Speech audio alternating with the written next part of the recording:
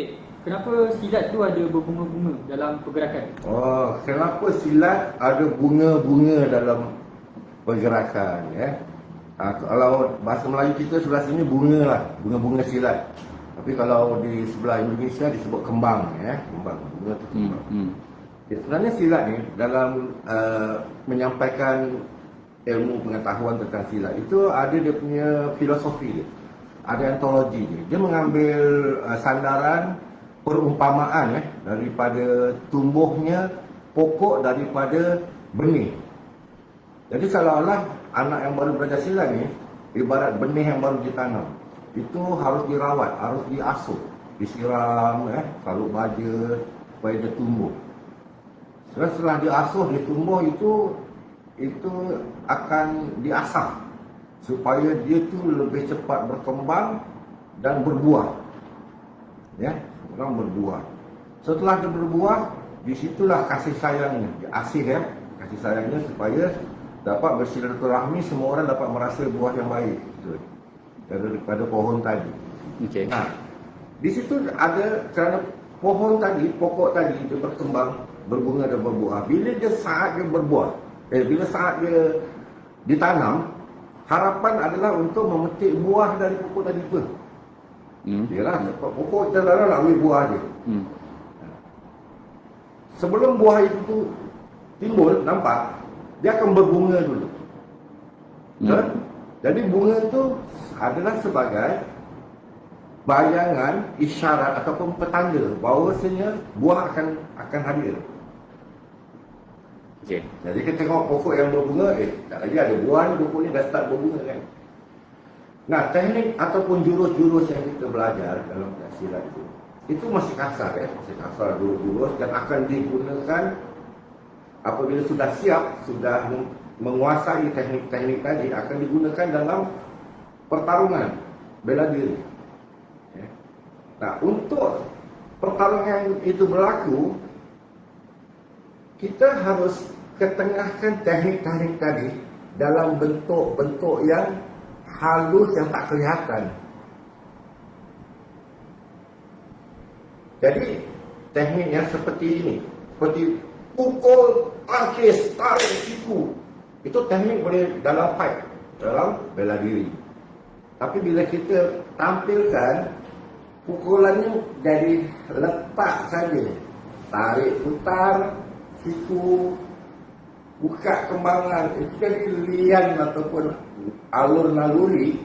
Itu ibarat bunga yang halus berkembang, tapi isinya kan teknik dan jurus tadi tu. Lian yang tersimpan. Lian tu itu naluri gerak. Naluri gerak yang gerak yang proses natural. pergerakan dari sini ke sini tu liannya apa? Okey. Ya. Prosesnya itu liannya apa? Jadi dari gerakan-gerakan itu sebenarnya dia adalah penghalusan daripada teknik atau jurus. Bila orang sudah boleh menghalusi jurus-jurusnya, itu berarti disebut orang itu sudah boleh buat bunga-bunga daripada jurus tadi. Petandanya apa? Orang itu sudah siap untuk fight. Dia sudah mampu, sebentar lagi akan timbul buah pukulan. Okey. Ya. Jadi buah pukulan itu adalah hasil daripada gerakan bunga tadi kan. Okey, Bunga tadi itu terjadi kerana punya jurus dan teknik yang sudah dikuasai. Okey, jadi macam proses dia tadi apa yang dapat kita dengar, dia macam ada teknik, lepas tu ada latihan gerak, lepas tu dia punya lian apa semua kan. Proses dia selalunya datang, kita belajar buat gerak bunga dulu ke, atau kita kena faham dulu teknik-teknik ke? Tak boleh terus bunga pokok, tak boleh tanam besok terus berbunga, tak boleh. Jadi apa proses tu Saya selalu harus teknik dulu. Dikasih baja, disiram air, dia tumbuh batangnya, cabangnya, ini semua teknik-teknik yang perlu ada. Sudah berbentuk, semua pokoknya sudah berbentuk, nanti akan timbul bunganya. Ya kan? Betul. Jadi dia punya fundamental tu, teknik tu. Jadi silat ni, belajar silat sebenarnya tak banyak. 3 pelajaran pokok. Belajar jurus atau sekarang disebut teknik, ataupun teknik yang betul. Belajar jurus, belajar gerakan, belajar bertarung. Dah habis. jurus, gerakan, bertarung? Ya, Okay. jurus, gerakan, bertarung. Jadi jurus-jurus ini akan digunakan dalam pertarungan.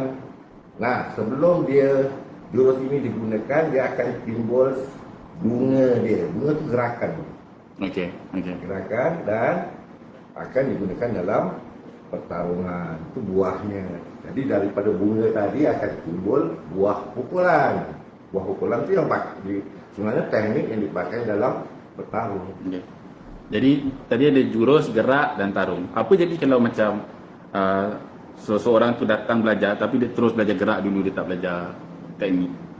Boleh tak dia belajar ikut urutan yang berbeza? Dia mesti ikut tiga-tiga ni juga?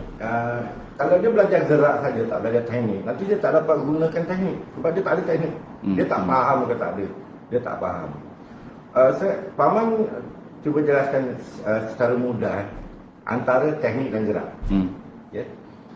Kalau kita melangkah kanan, kemudian melangkah kiri, kemudian melangkah maju kanan, kemudian melangkah kiri, itu disebut teknik langkah. Teknik langkah, okey. Teknik langkah ni kalau kita latih sampai jadi habit, sampai jadi kita punya kebiasaan, itu kalau kita buat dengan cepat, langkah kanan kiri, itu sudah jadi jalan. Orang berjalan adalah orang yang melangkah kanan dan kiri. Jadi berjalan itu adalah gerakan yang dalamnya ada teknik langkah.